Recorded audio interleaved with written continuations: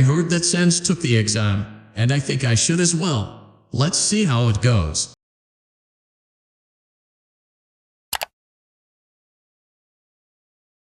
Oh, this first question is easy.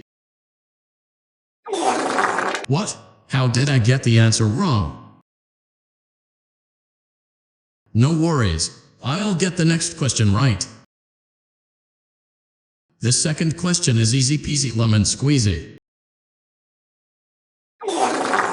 What? How?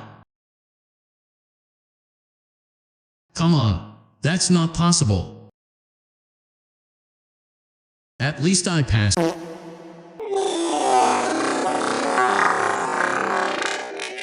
That's it. I'm gonna destroy this computer. I'm not taking this exam ever again.